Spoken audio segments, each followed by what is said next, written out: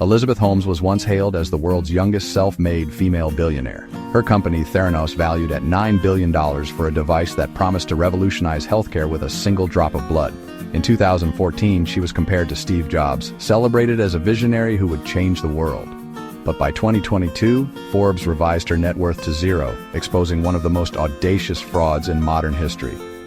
Holmes dropped out of Stanford at 19, determined to create a device that could run hundreds of blood tests from a finger prick, making health information fast, affordable, and accessible. The idea was irresistible. No more needles, no more waiting for results. Just a sleek black box called the Edison machine that could supposedly do it all. Investors, politicians, and the public were captivated by her dream of democratized healthcare. But beneath the surface, the technology simply didn't work. The Edison machine couldn't deliver on its promises, and the entire enterprise was built on deception. Holmes wasn't just selling a product, she was selling a fantasy. And soon, that fantasy would come crashing down. Holmes knew that to sell her idea, she had to become the idea. She adopted black turtlenecks and a deep voice, channeling Steve Jobs to project genius and authority. Her persona captivated powerful men in boardrooms and investors eager for the next big thing. The Edison machine was the centerpiece. Holmes claimed it could run a full suite of tests on a single drop of blood, eliminating needles and labs.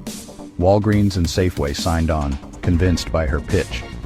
But inside Theranos, the Edison was a disaster, unreliable, inaccurate, and unable to perform most tests.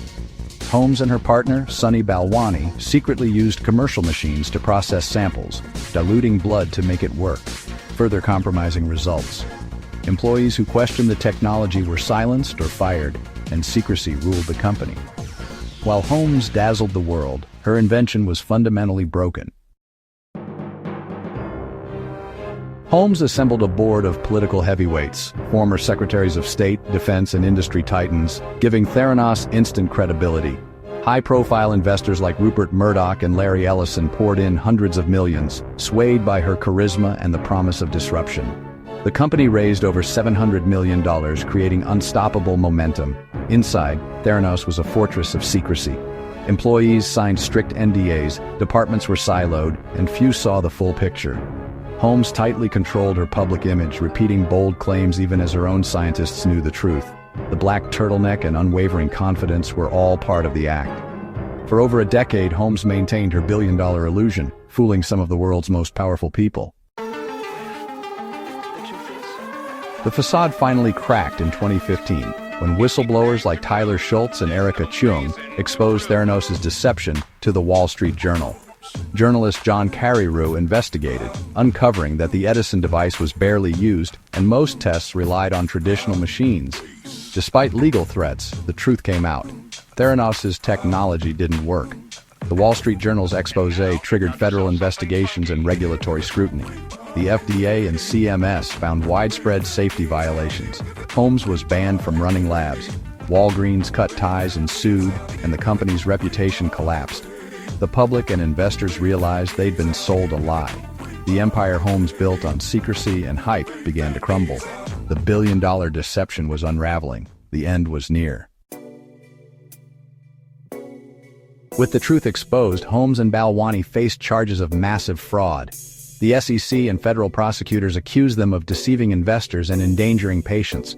Holmes settled civil charges, but criminal indictments soon followed. In 2022, Holmes was convicted of defrauding investors and sentenced to over 11 years in prison. Balwani received nearly 13 years. Theranos shut down, its dream in ruins. Holmes's rise and fall is a cautionary tale about unchecked ambition and the dangers of fake it till you make it. It's a reminder to demand substance over style and to question what seems too good to be true. The story of Theranos warns us. In the pursuit of innovation, truth must come first.